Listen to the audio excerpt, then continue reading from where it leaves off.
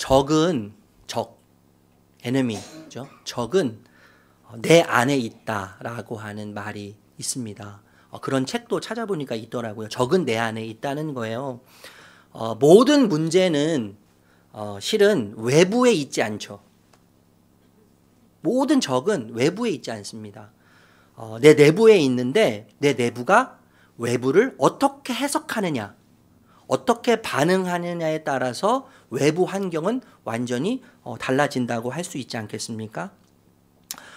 갈라디아 교회 문제는 교회 내의 문제예요, 실은요. 교회 내의 문제. 그리고 신자 각 사람 한 사람의 문제죠. 그 내부의 문제라고 할 수 있는데 이 우리의 내면 그리고 우리의 내부를 점검하기 위해서는 복음이 처방하는 진단의 귀를 기울여야 한다는 거예요. 6절 말씀 읽어보겠습니다. 6절 다시 읽을게요. 6절 시작. 그리스도의 은혜 안으로 부르신 분에게 여러분이 그렇게 빨리 떠나 다른 복음으로 넘어가는 데는 나는 놀라지 않을 수 없습니다. 부름이라고 하는 단어를 우리가 이 갈라디아서 처음 살펴볼 때 함께 나눴는데 부름이라고 하는 단어가 오늘도 나오고 아마 다음 주에도 나올 거예요. 다음 주에도 또 살펴보겠는데 부름이라고 하는 행위는 전적으로 부르는 주체의 일방적인 행위죠.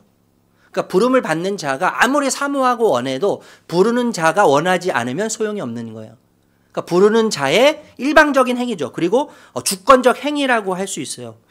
그리스도께서 부르셨다고 하는 것이 전적인 은혜입니다.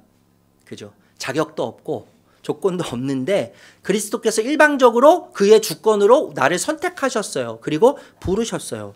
전적인 은혜죠. 이런 질문이 생겨요. 왜 부르실까요? 왜 주님께서 우리를 부르실까요? 주님 품으로 우리를 왜 부르실까요? 독일의 양심이라고 불리우는 사람이 있습니다. 본헤퍼 여러분 들어보셨을 거예요. 독일의 양심이라고 불리우는데 신학자이고 목회자예요. 나치 운동에 저항하는 운동을 펼쳤는데 이런 이야기를 했습니다. 예수님은 부르실 때 와서 죽으라고 부르신다. 예수님께서 예수님의 제자들 하나님의 사람들을 부르실 때는 와서 죽으라고 부르신다는 거예요. 죽는 얘기를 하니까 표정이 별로 이렇게 안 밝아지셨어요. 갑자기요. 죽으라고 부르신다는 거예요. 여러분 순교를 의미하는 것이 아닙니다. 저는 이 의미를 십자가를 지는 것과 연결시키고 싶어요. 자기 부인, 자기 부정이라고 생각할 수 있다는 거예요. 여러분 자기 부인, 자기 부정 제가 몇 번 말씀드린 것 같은데 어떤 뜻입니까? 나를 부정한다는 것은 어떤 뜻이에요? 내 뜻을 다른 사람 뜻 뒤에 놓는 것을 말하는 거예요. 내 뜻, 그것이 옳아 보이고 그것이 선해 보이고 그게 좋아 보이지만 내 뜻을 다른 사람 뜻 뒤에 놓는 것이 자기 부정이에요. 그런데 여러분 내 뜻을 다른 사람 뜻 뒤에 놓으려면 전제 조건이 있습니다. 어떤 전제 조건이 필요하냐면 자기 이해가 필요해요. 자기 이해. 자기 이해. 자기 수용. 그러니까 나는 어떤 사람인가? 나는 하나님 앞에서 어떤 사람인가? 십자가 앞에 섰을 때 십자가가 나에 대해서 무엇을 이야기하는가? 자기 이해가 전제 조건이 되어야 한다는 거예요. 나는 어떤 사람인가? 자기 이해가 있을 때 타인 조망. 어떤 목사님이 이런 표현을 쓰셨는데 제가 책을 보다가 이 표현을 읽고 굉장히 공감이 되고 좋은 표현이라고 생각해요. 타인 조망이 생긴다는 거예요. 타인 조망. 타인 조망이 생기는데 다른 사람들이 보여준다는 것이죠. 타인 조망의 시력이 향상되고 자기 부인이 가능해진다는 거예요. 내가 보여줄 때 십자가를 통해서 그 은혜 앞에 서 있는 내가 어떤 존재인지를 깨달을 때 자기 이해와 자기 수용을 통해서 타인 조망이 생기고 시력이 향상되고 그때 자기 부인, 타인 성취의 삶을 살 수 있다는 것이죠. 타인 성취는 우리에게 타인 성취는 뭐예요? 예수님의 뜻이 이루어지는 거예요. 내 뜻이 아니라 주님의 뜻이 이루어지는 것이죠. 상대방의 존중, 주님을 존중하게 되는 삶의 지향점을 찾게 되는 것이죠. 여러분 성경이 말하는 신자의 삶의 본질이 무엇일까요? 성경이 말하는 신자의 삶의 본질, 좀 전에 말씀드렸던 자기 부정 방식의 삶이에요. 그것이 여러분 성경에서 끊임없이 이야기하고 있어요. 그런데 여러분 현대 오늘날은요 이 삶의 방식이 완전히 무너졌어요. 완전히 무너졌습니다. 그래서 여러분 사회가요 세상이 완전히 다 뒤죽박죽이 되었어요. 뒤죽박죽된 뒤범벅된 스파게티. 스파게티가 처음에 나올 때는 얼마나 이렇게 정갈하고 깔끔하게 나오는지 몰라요. 소스도 면도 이렇게 잘 이렇게 위에 그 야채 같은 것도 이렇게 아주 질서정연하고 예쁘게 나오는데 소스에 버무리는 상태. 원위치로 돌릴 수 없습니다. 그건 불가능해요. 뒤범벅된 그 스파게티를 원상태대로 돌려놓는다는 것은 불가능해요. 새로 만들어야 돼요. 그러니까 세상이 완전히 뒤죽박죽 됐어요. 자기를 부인하는 삶의 방식이 없어졌기 때문에, 사라졌기 때문에 뒤범벅된 스파게티와 같은 세상이 되었어요. 여러분, 뒤범벅되고 복잡한 세상, 사회를 이끌어가는 세력을 뭐라고 부릅니까? 기득권이라고 불러요. 기득권. 그죠?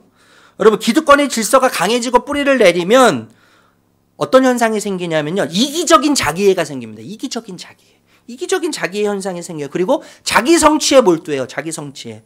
그러면서 자기 만족으로 변질되어져 가면서 점점 이 현상이 강화되게 되어 있는 거예요.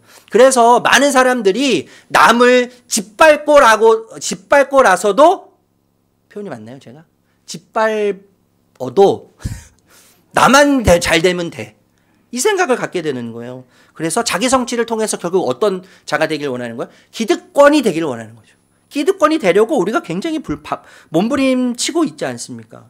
나만 생존하자는 삶의 방식이 그래서 당연한 줄 알아요. 당연한 줄 알아요. 그게 정상으로 착각해요. 예. 그래서 여러분, 이 자기 부정을 배울 수 있는 곳. 자기 부정.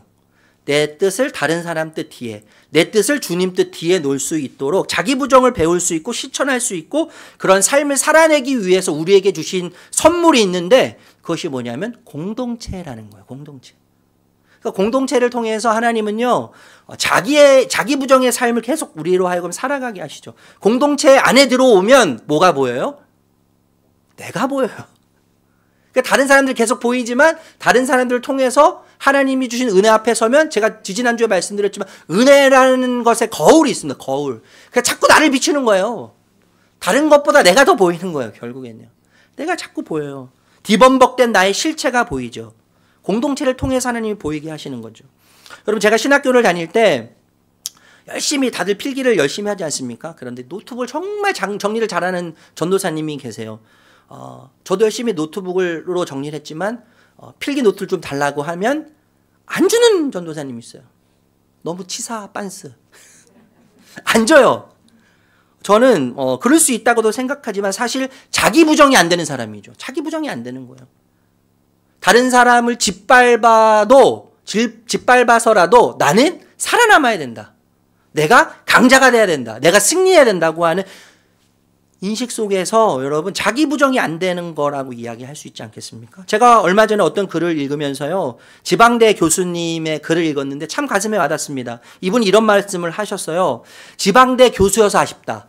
내가 지방대 교수가 돼서 아쉽다는 거예요. 지방대 교수여서 아쉽다. 그러나 안정적인 직장을 갖게 되어서 기쁘다. 그런데 더 기쁜 것은 배워서 남줄 수 있어서 기쁘다. 그러니까 배워서 남줄 수 있어서 기쁘다는 거예요. 그분의 어려서부터의 소원이 뭐냐 하면 배우는 목적은 남주는 것이라는 거예요. 여러분, 저는요, 이것이 신자의 본질이라고 생각해요.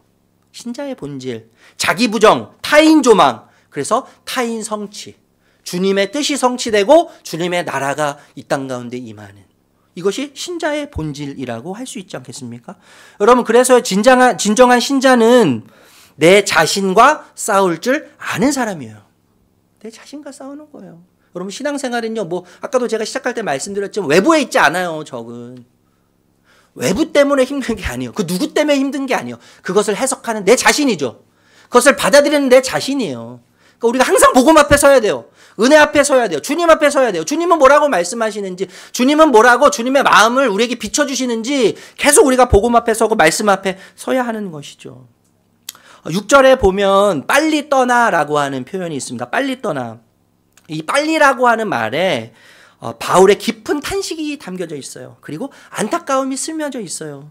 전혀 기대하지 못했던 상황이 갈라디아 교회 안에서 지금 일어나고 있습니다. 갈라디아 교회 신자들이 거짓 복음을 쫓는 것도 이상하지만 더 이상한 것은 뭐냐면 상상외로 빠르게 복음을 떠나고 있다는 거예요. 그 모습을 보면서 의아해하고 안타까워하고 있는 것이죠. 이 떠나라고 하는 말을 보니까 변절되다 이런 말이에요. 변절되다. 그리고 변질되다, 바꾸다 이런 뜻이에요. 하나님을 떠나서 그리스도와의 교제를 떠나고 잃어버리는 길로 빨리 떠나는 갈라디아 교회 성도들. 하나님께서 부르신 거룩한 삶, 하나님 나라의 영광, 진리를 버리고 떠나는 갈라디아 교회 성도님들을 보면서 안타까워하고 있는 것이죠. 여러분, 하나님을 떠날 때 어떤 현상이 일어납니까?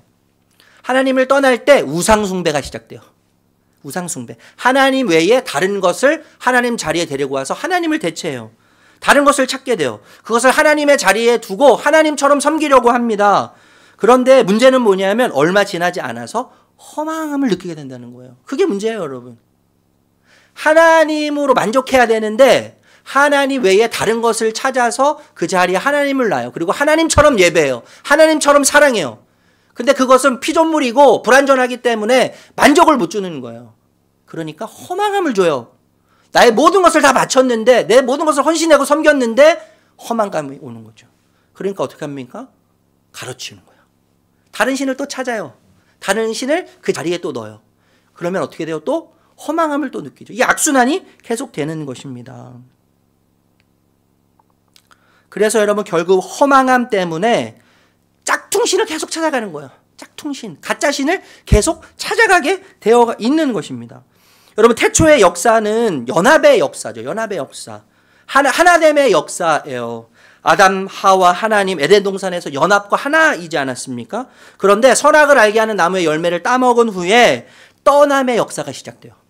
연합의 역사, 하나의 역사에서 떠남의 역사가 시작됩니다. 여러분, 지금 세상의 역사는 떠남의 역사의 결과물들이죠.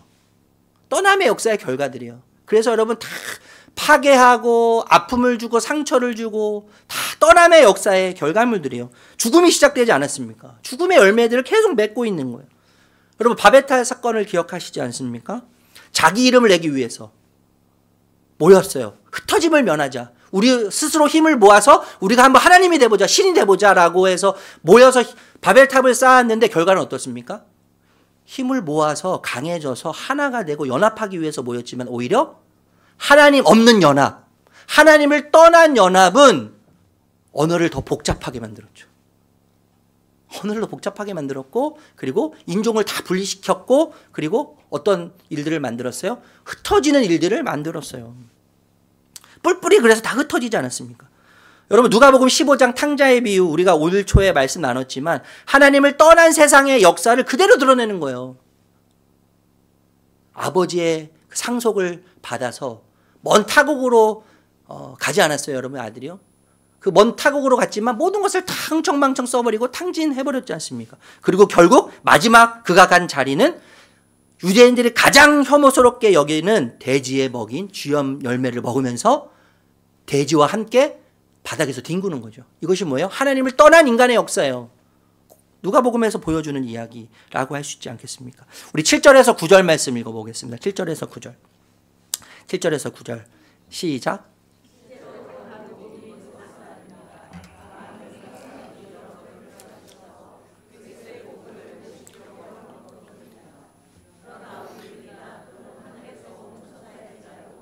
우리가 여러분에게 전한 것과 다른 복음을 여러분에게 전한다면 마땅히 저주를 받아야 합니다. 우리가 전에도 말하였지만 이제 다시 말합니다. 여러분이 이미 받은 것과 다른 복음을 여러분에게 전하는 사람이 있다면 그가 누구이든지 저주를 받아야 마땅합니다. 여러분, 제가 굉장히 부드럽게 사실 말씀을 읽었어요. 그런데 이 글귀 속에서 바울의 안타까움을 느끼셔야 되는 거예요. 그 바울의 안타까움과 간절함을 여러분이 느끼셔야 합니다. 여러분, 다른이라는 표현이 각각 절에서 3번이나 등장했어요. 나중에 언급하겠지만 지금은 다른 복음에 대해서 바울이 이야기하지는 않습니다. 자세히 설명하진 않아요. 그런데 다른 복음, 바울이 전한 외에 다른 복음, 또 하나의 복음이 있다고 이야기하지 않는다는 거예요. 다른 복음이 없다는 것이죠. 그것은 뭐예요? 왜곡된 복음일 뿐이라는 거예요. 짝퉁 복음이죠. 왜곡되어서 그릇된 복음, 짝퉁 복음은 복음이라고 할 수 없습니다. 이미 복음이 아니에요. 그거는요. 그것을 지금 바울이 이야기하는 거예요. 여러분, 위패감별사라고 하는 직업이 있다고 해요. 위패, 그러니까 이 지폐가 진짜인지 가짜인지를 판독하는 거죠. 판독하는데 입사를 딱 하면 이 위패 감별사가 하는 일이 뭐냐면요, 상당한 오랜 기간 동안 진패만 본다는 거예요. 진패. 가짜 볼 필요 없이 진패만 상당한 오랜 시간 동안 계속 보다 보면 나중에 위패를 걸러낼 수 있는 능력이 습득된다는 거예요. 그래서 처음에는 계속 진패만 오랜 기간 동안 본다는 것이죠. 여러분, 복음이란 무엇입니까? 갈라디아 교회 안에 들어와 있는 다른 복음이 있는데, 여러분, 복음이란 무엇입니까? 진짜 복음은 뭐, 찐 복음은 무엇입니까, 여러분? 복음의 핵심은 무엇입니까? 복음은 여러분 아시겠지만 굿뉴스예요. 굿뉴스. 좋은 소식이에요. 행복한 소식이에요. 기쁜 소식이에요. 예수님 때도 그랬지만 바울 때도 굿뉴스, 복음, 가스펠을 황제로 여겼어요. 황제. 황제는 신으로부터 전권을 부여받아서 평화와 안위와 안전과 또 기쁨을 줄 수 있는 대리자로 여겼습니다. 그래서 그 당시에 가스펠, 복음은, 기쁜 굿뉴스는 오직 황제뿐이었어요. 그런데 여러분, 역사적으로 믿을 수 없는 일, 있을 수 없는 일이 일어났죠. 그 일이 어떤 일입니까? 하늘의 영광을 버리시고 인간의 몸을 입고 오신 놀라운 사건이죠. 그러니까 진정한 왕의 왕 되신 예수님이 인간을 위해서 인간으로 오셨다고 하는 이 뉴스, 이것이 뭐예요? 굿뉴스예요. 이것이 굿뉴스예요. 이게 복음이에요. 지난주에 여러분 말씀드렸지만 복음의 탁월성 기억나십니까? 하나님의 탁월함은 어디에 있어요? 하나님의 탁월함? 아들을 기꺼이 포기하심에 있는 거예요. 이게 하나님의 탁월함이에요. 예수님의 탁월함은 무엇입니까? 기꺼이 보좌를 버리시고 인간의 몸을 입고 이 땅에 오셨다고 하는 탁월함. 이게 예수의 탁월함이죠. 성령의 탁월함은 어떤 거예요? 그 복음의 이야기가, 그 복음의 사건이 내 사건이 되도록 우리 모두에게 적용시키시는 탁월함. 그것이 성령의 탁월함이에요. 이게 뭐예요? 복음의 탁월함이에요, 여러분. C.S. 루이스가 이것이 기독교입니다 라고 하면서 이렇게 이야기했습니다. 그리스도께서 우리를 위해 죽임을 당하셨으며 우리 죄를 씻어주셨고 죽음의 세력이 힘을 잃었습니다. 이게 복음이죠. 이게 복음이에요, 여러분. 그래서 복음은 여러분 창조와 타락과 구원, 완성, 회복 이 이야기, 서사적 이야기를 담고 있어요. 복음이 이 이야기를 담고 있기 때문에 성경도 이 이야기를 구조적으로 내포하고 있다고 할 수 있는 것이죠. 그런데 그 복음, 예수를 믿기만 하면 어떻게 되는 거예요? 어떤 대가 없이 공짜로, 거저. 우리에겐 거저지만 예수님은 생명값을 치르셨어요. 우리에겐 거저예요, 공짜예요. 그렇지만 예수님은 당신의 생명값을 치르시고 우리에게 주시는 거예요. 예수의 생명값이 담겨있는 공짜, 거저가 은혜라는 거예요. 그 은혜를 통해서 복음을 믿을 때 생명의 역사가 일어나기 시작하는 거예요. 그래서 여러분, 십자가를 보면 어떤 생각이 듭니까? 예수님이 죽으실 만큼 나는 사악해. 그거죠. 예수님이 죽으실 만큼 나는 사악해. 그런데 예수님이 죽으실 만큼 나는 고귀해. 이 양면성이 항상 있는 거예요. 복음 안에, 십자가 안에는요. 여러분 기억하시는지 모르겠어요. 루터가 무엇과 결혼했다고 이야기했습니까? 나는 갈라디아서와 결혼했다. 이 말을 했다고 제가 말씀드렸어요. 기억 안 하셔도 괜찮아요. 그 정도로 이 갈라디아서를 사랑했다는 거예요. 종교개혁 당시에 어떤 이슈들이 있었냐면 믿음으로 구원받느냐 아니면 행위로 구원받느냐 이런 이슈들이 많이 있었어요. 그러면서 행위를 굉장히 강조했습니다. 아무리 믿어도 행위가 없으면 구원받은 것이 아니다. 행위가 반드시 전제 조건으로 따라와야 된다. 이런 이야기들이, 이런 논리들이 펼쳐졌어요. 그래서 천주교에 보면 연옥설이 있잖아요. 연옥설. 들어보셨잖아요. 연옥설. 선행이 약간 부족해. 근데 지옥 가긴 아쉬워. 그래서 어디를 준비하셨다는 거예요, 하나님이요? 연옥을 준비하셨다는 거예요. 그 연옥에 가게 되는데, 연옥에서 천국으로 옮겨지려면 이 땅에 남아있는 가족들이, 식구들이 이쪽에서 공로를 쌓아야 된다는 거예요. 공로요. 헌금, 연보 이런 것들을 많이 해야지 연옥에서 천국으로 갈 수 있다는 거예요. 행위 구원을 얘기하는 것이죠. 여러분 이 중세 시대의 이 고민과 갈라디아 교회의 고민, 이 바울은 복음을 믿기만 하면 구원을 받는다고 이야기하는데 지금 다른 복음이 들어와서 아니다. 율법을 다 지켜야 되고 그리고 할례를 받아야 된다. 무조건 할례가 첫 번째다.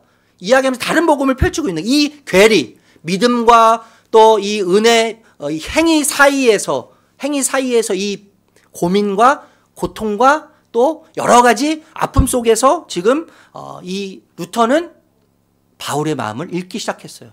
그러면서 갈라디아를 사랑하기 시작한 것이죠. 여러분, 복음은 그 출처와 기원이 하나님이시기 때문에 완전합니다. 완전해요, 여러분. 그리스도의 유일한 복음. 여러분, 이것은요, 무엇을 더하거나 뺄 필요가 하나도 없습니다. 믿음으로 충분한 거예요. 은혜로 충분한 거예요. 이것이 복음의 완전성이에요. 완전성. 여러분, 다른 복음은 없어요. 다른 복음은 있을 수도 없어요. 생명의 길은 이 길밖에 없어요. 이것 외에 없습니다. 유일한 기쁜 소식입니다. 복음의 유일성이죠. 복음의 유일성. 여러분, 복음은요, 모든 시대와 문화와 세대와 계층과 인종을 초월해서 항상 복음이에요. 변질되지 않아요. 이게 뭐예요? 복음의 절대성이에요. 그런데 오늘날 여러분, 이 복음의 순수성을 잃어버려서 교회에서 이 복음의 순수성을 잃어버려서 엉뚱한 얘기하는 교회들이 너무나 많지 않습니까? 목사들이 너무나 많아요. 얼마나 복음에서 멀어졌으면 교단이요, 순복음 교단이 있는 거예요. 이 순복음이라고 하는 우리는 순복음입니다. 100% 영어로 full gospel이에요. 되게 웃긴 얘기예요, 사실 여러분, 이 이야기가요. 교회들이, 목사들이 복음에서 얼마나 멀어졌으면 우리는 순전히 복음으로만 가득 차 있습니다. 우리는 풀입니다, 풀. 순복음 교단 옆에 무슨 교단 있는 줄 아세요? 순순복음. 그 정도로 여러분 복음에서 멀어져 있다는 거예요. 팀 켈러 목사님이 그런 이야기 했습니다. 복음은 교회 밖에 있는 사람들에게도 필요하지만 교회 안에 있는 사람들에게도 필요하다. 여러분, 우리에게 진짜 필요한 게 복음입니다. 예수님이세요. 예수님과 그분이 하신 일이에요. 복음에서 멀어지고 벗어날 때 다른 변질된 복음이 그 자리를 대신합니다.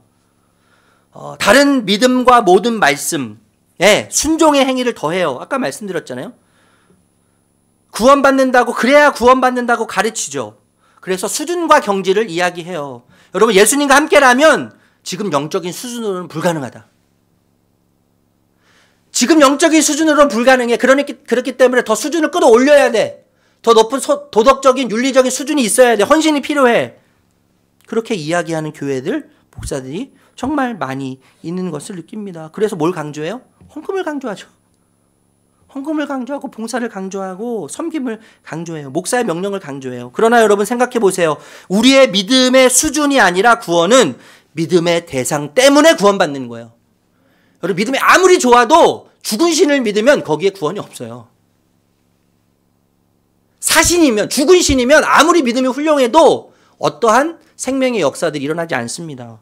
여러분, 그래서요, 믿음의 크기가 중요한 게 아니에요. 뭐가 중요해요? 믿음의 대상이 중요한 거예요. 믿음의 크기, 우리가 믿음의 크기를 얼마나 비교하면서 비교합니까? 그런데 믿음의 크기가 중요한 게 아니고요. 우리가 무엇을 믿는가, 누구를 믿는가, 믿음의 대상이 모든 것을 결정하는 거예요. 여러분, 선하고 도덕적이고 훌륭한 사람이라면 무엇을 믿든 상관없이 구원받을 수 있다. 신에게 갈 수 있다. 여러분, 이렇게 이야기하는데 이 말은요, 선행이 구원의 길이라고 이야기하는 거 아니겠습니까? 그렇게 되면 어떻게 돼요? 예수님의 죽으심이 의미 없게 되는 거예요. 예수님이 이 땅 오심도 의미가 없게 되는 거예요. 예수님이 하신 일보다 도덕적 행위가 더 가치 있게 되는 것이죠. 여러분, 이런 사람들에게는 은혜가 필요 없어요. 스스로의 힘으로 영생을 얻을 수 있어요. 자력권이 되는 거죠. 복음은 그것을 이야기하지 않지 않습니까? 우리에게 예수님이 필요하고 우리에게 복음이 필요한 거예요. 여러분, 또 이런 교회들이 있습니다. 전통, 관습에서 조금이라도 벗어나는 것을 용납하지 않아요. 전통. 김태건 목사님 1주년 말씀 집회 오셨을 때 하셨던 말씀 여러분 기억하실지 모르겠지만, 피아노, 전통적인 교회가요, 피아노를 여기서 옮길 때 몇 년이 걸린다고요? 10년이 걸려요. 우리의 전통 여기에요. 이 피아노는 여기만 있어야 되는 거예요. 복음이 아니라 전통이 위에 앉아 있는 거죠. 우리의 관습과 우리의 습관이 절대화가 되는 것이죠. 그래서 옮기려고 목사님이 어떻게 하셨어요? 1년에 10cm씩 옮기라고. 1년에 10cm씩.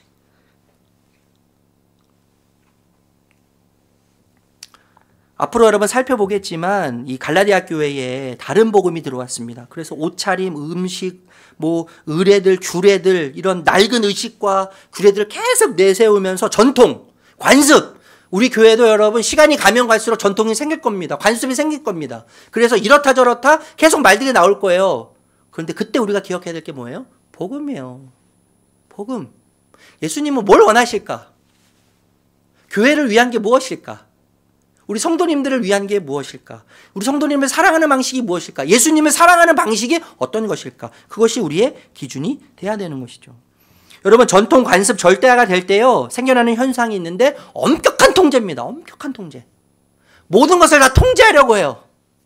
모든 것을 다 통제하려고 해요. 먹고 입고 연애하는 것까지 통제해요.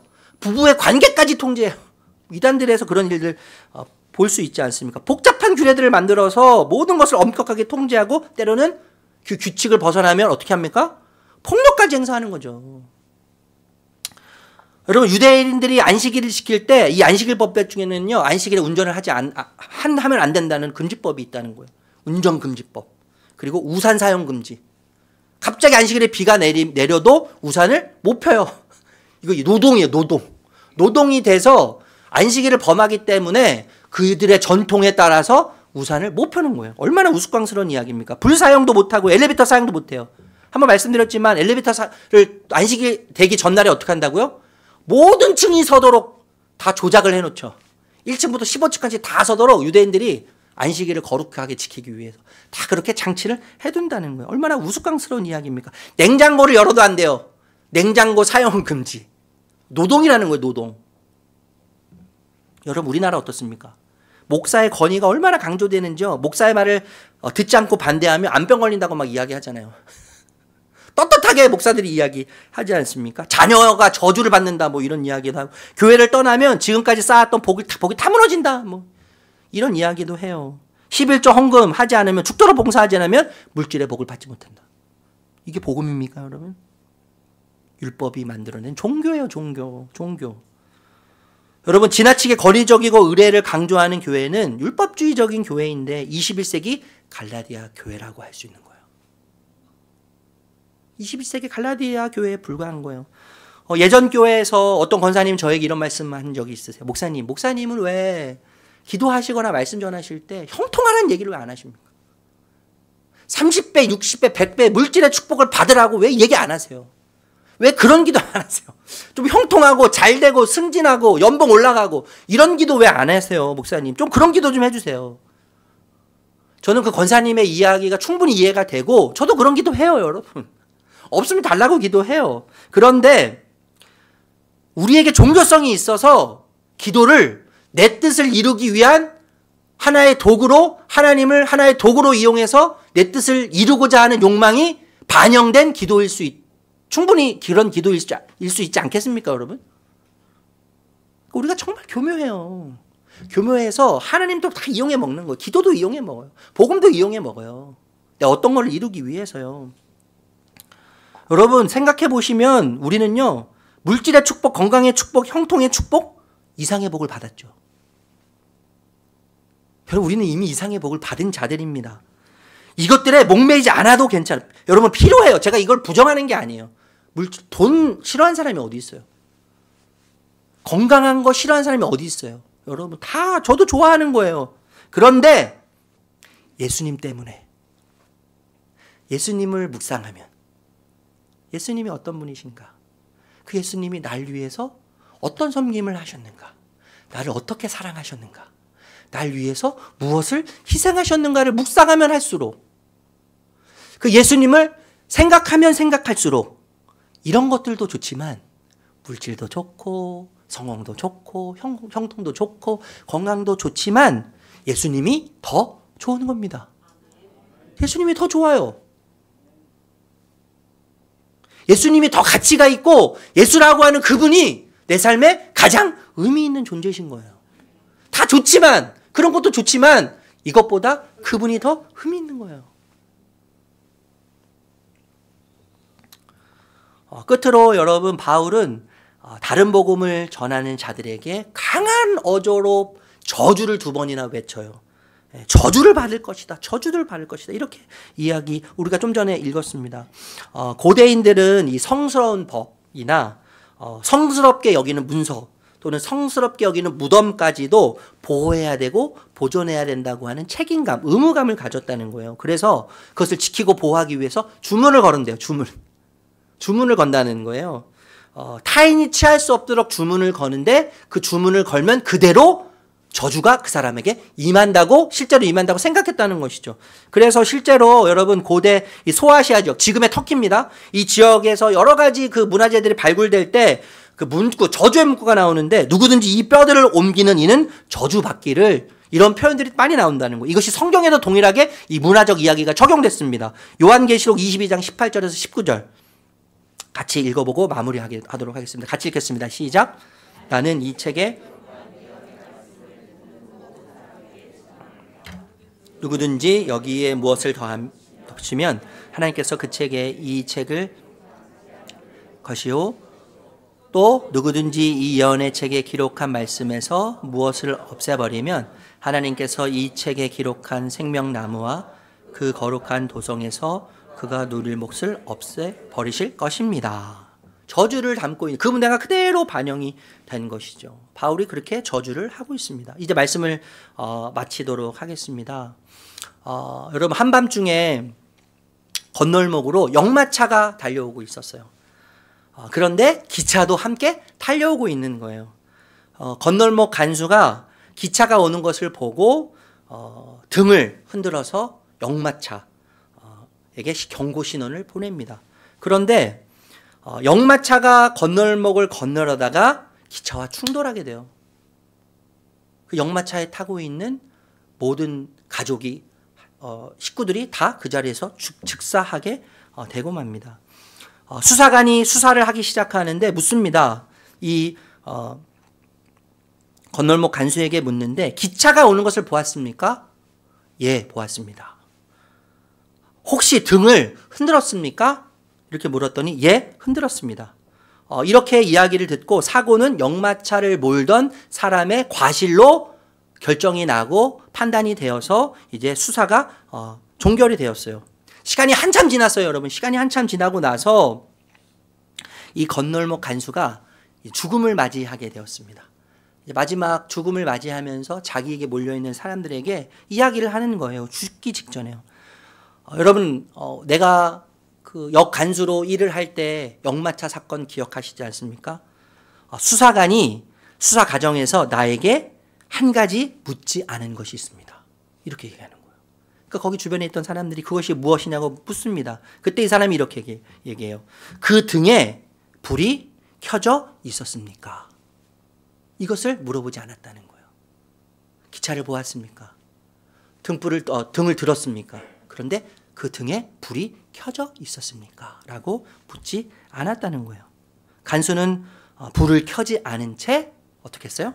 열심히 등을 흔들었다는 거예요. 여러분, 하나님은 빛이십니다. 그 하나님을 떠나면 빛에서 멀어지기 때문에 어두운 뿐이에요. 여러분, 하나님을 떠나는 것이 죄고 죄의 결과는 사망, 죽음인데 하나님은 생명이시죠.